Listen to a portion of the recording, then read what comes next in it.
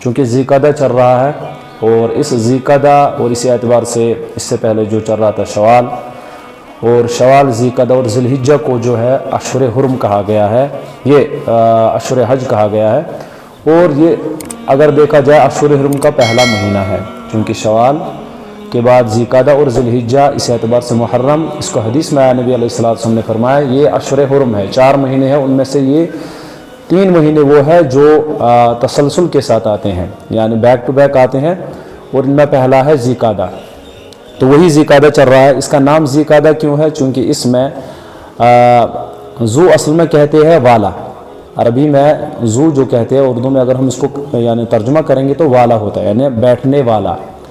تو بہرحال یہ عرب علماء کے یہاں یا عرب جو ان کی تاریخ تھی ان کے یہاں اس مہینے میں وہ آرام فرماتے تھے، لیکن چونکہ یہ اشہر حرم میں ہے، آرام سے مراد کیا ہے؟ یہ اس میں جدال نہیں کرتے تھے، لڑتے نہیں تھے ایک دوسرے کے ساتھ، اشہر حرم میں وہ کبھی بھی لڑائیاں نہیں کرتے تھے، اسی وجہ سے یہ ذو القعدہ اس کا نام ہے۔ اور حج کے مہینے میں سے دوسرا مہینہ ہے، اس کے بعد ذو الحجہ ہوتا ہے جس میں حج ہی شروع ہوتا ہے۔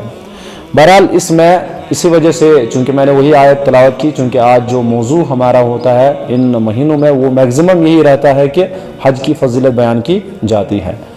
اچھا، اللہ تبارک و تعالیٰ نے جو یہ حج ہم پر فرض کیا ہے یہ 5واں رکن ہے یہ، اور دوسری بات یہ ہے کہ یہ ہر ایک مسلمان پر فرض نہیں ہے، یہ ہر ایک مسلمان پر فرض ان لوگوں پر فرض ہے جن کو اللہ تبارک و تعالیٰ نے استطاعت دی ہو، جس کو قرآن نے بیان کیا وَلِلَّهِ عَلَى النَّاسِ حِجُّ الْبَيْتِ مَنِ اسْتَطَاعَ إِلَيْهِ سَبِيلًا، یعنی حج اس پر فرض ہے جس کو اللہ تبارک و تعالیٰ نے استطاعت دی ہو، صاحب استطاعت پر فرض ہے۔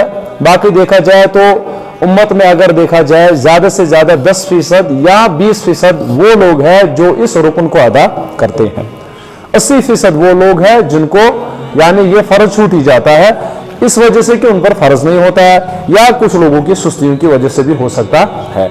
جن پر فرض ہے ان کو لازماً اللہ بچا، اگر انہوں نے حج نہیں کیا تو ان کو اللہ کے یہاں پرسش ضرور ہوگی، اس پر ان کو اللہ کے یہاں پرسش ضرور ہوگی۔ لیکن جن پر اللہ تبارک و تعالیٰ نے یہ فرض نہیں کیا ہے لیکن اس کے باوجود بھی اللہ تعالیٰ نے اس کو رکن رکھا ہے، 5واں رکن رکھا ہے، حالانکہ فرض 80% مسلمانوں پر نہیں ہوتا ہے لیکن اس کے باوجود کیا ہے یہ فرض رکن رکھا ہے۔ ارکان اسلام میں سے جس کو ہم کہتے ہیں 5 پلرز آف اسلام، ان میں سے 5واں رکن کیا آ رہا ہے؟ حج آ رہا ہے، 5واں رکن، اگرچہ یہ آخری یعنی نبی علیہ السلام کی آخری عمر تھی جب یہ فرض ہوا تھا، 9 ہجری میں قریباً یہ کیا ہوا ہے؟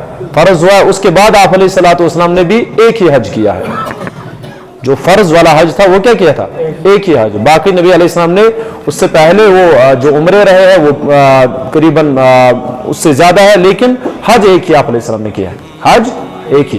لیکن اس کو نبی علیہ السلام نے جو حدیث میں نے آپ کو تلاوت کیا آپ کے سامنے، اللہ کے نبی صلی اللہ علیہ وسلم نے فرمایا یا ایھا الناس قد فرض اللہ علیکم الحج فحجوا، اے ایمان والو آپ پر جو حج فرض کیا گیا ہے فحجوا، تو حج کر لو۔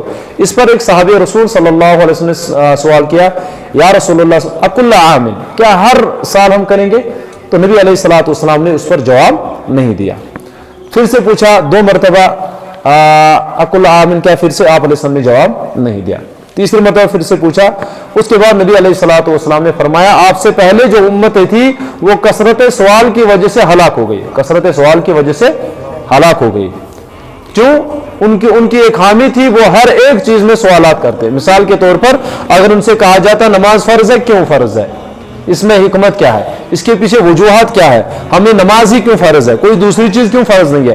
ایسے ایسے سوالات ہوتے ہیں جس کو ہم کہتے ہیں بنو اسرائیل کو جب اللہ قرآن نے بیان کیا، جب ان کو گائے ذبح کرنے کی کیا دیا تھا؟ حکم دیا تھا، ان کو کہا تھا کہ گائے ذبح، ان نے کیا بیان کیا اس کے بعد؟ اب کیسی گائے ہونی چاہیے، اس کا کلر کیسا ہونا چاہیے، کیا اس سے کام ہونا چاہیے نہیں ہونا چاہیے؟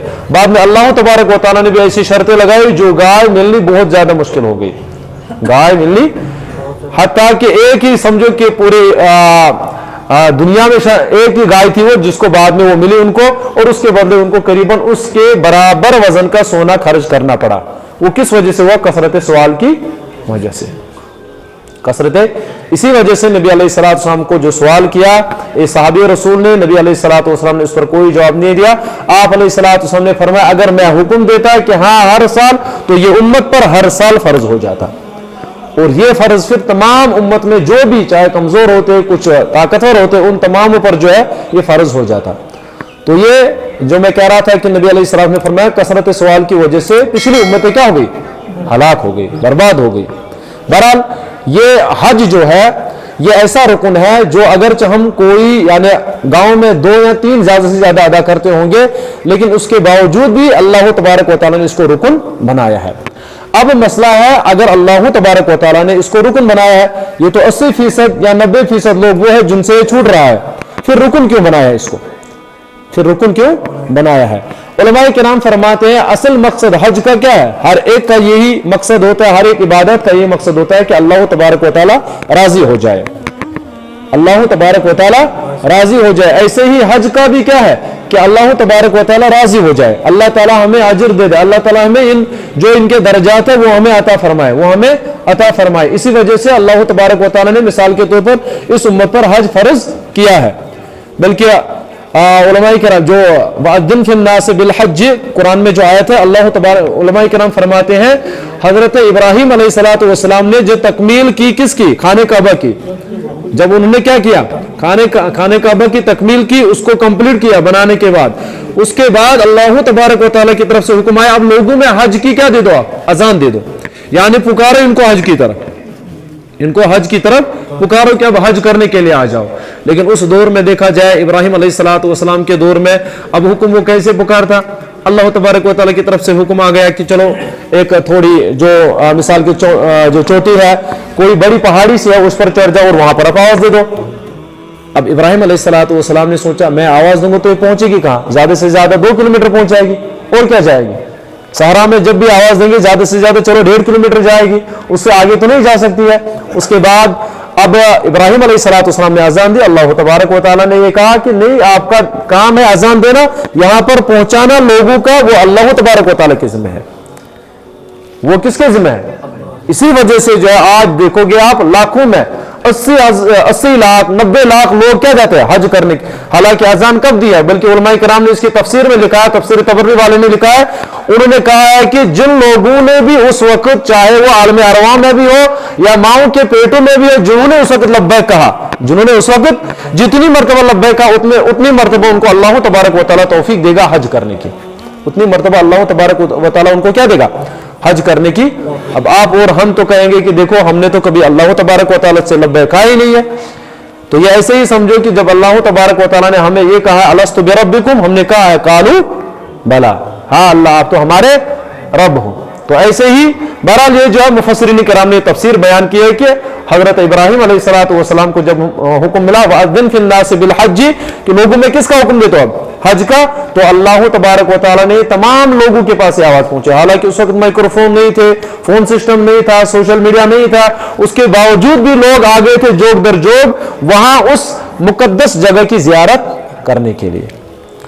اور ایک بات، اللہ تبارک و تعالیٰ نے جو یہ حج کے کام رکھے ہیں ہمیں وہاں پر جو فرض ہے ان میں، چاہے احرام ہو، وقوف عرفہ ہو یا طواف زیارت ہو، جو بھی اس میں فرض ہے، یہ تمام کے تمام کسی نہ کسی اعتبار سے چاہے ڈائریکٹلی یا انڈائریکٹلی ان کا تعلق حضرت ابراہیم علیہ السلام کی فیملی سے ہی ہے، یعنی انہی کے شجر نسب میں جو فیملی ہے انہی کی طرف کسی نہ کسی اعتبار سے ان کا کیا ہے؟ تعلق ہے۔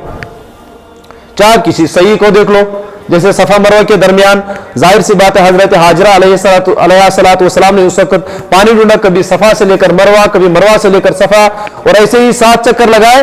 اللہ تبارک و تعالیٰ کو وہ ادا پسند آئی، چاہے وہ حضرت حاجرہ کی ادا کیوں نہ ہو، اس امت پر واجب قرار دی، اس امت پر واجب قرار دی۔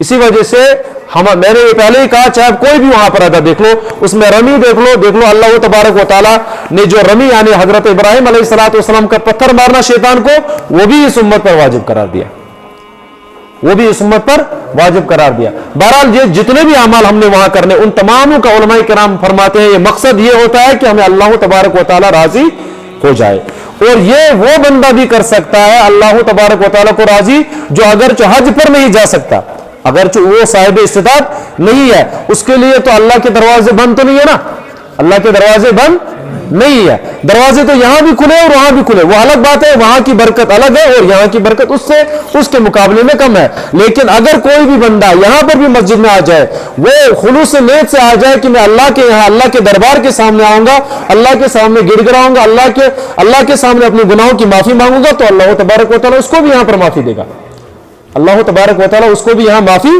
دے گا. لیکن شرط یہ ہے کہ یہ انسان یہاں پر مسجد میں یا اللہ کے دربار میں حاضر ہونا چاہیے. اللہ کے دربار میں اس کو حاضری لگانی ہے کہ نہیں اللہ، جو بندے وہاں حج کے لیے جا رہے ہیں، میرے پاس استطاعت نہیں ہے، میرے پاس اسباب نہیں ہے، میرے پاس وہ مال نہیں ہے کہ میں وہ خرچ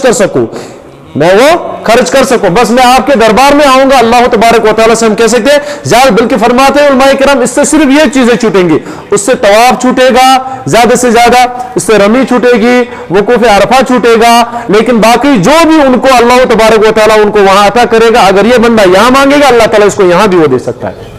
اللہ تعالیٰ اس کو یہاں بھی دے سکتا ہے. لیکن شرط یہ ہے کہ یہ خلوص نیت کے ساتھ اللہ کے یہاں اللہ کے دربار میں توبے کی غرض سے ضرور آنا چاہیے. تو یہ علماء کرام نے ایک توجیہ بیان کی ہے. اگرچہ اللہ تبارک و تعالیٰ نے یہ حج جو ہے اگرچہ زیادہ سے زیادہ 20% حج ادا کرتے ہیں، لیکن 80% کو اگر اس سے محروم رہے ہیں، لیکن ان کو اللہ تعالیٰ نے دربار بند نہیں کیا. ان کے یہاں بھی مسجدیں کھلتی ہے، ان کے یہاں بھی اراتیں ہوتی ہے، ان کے یہاں بھی تہجد کا ٹائم آتا ہے، وہ بھی اس وقت اللہ کے سامنے گڑ گڑا کر اللہ کو راضی کر سکتے.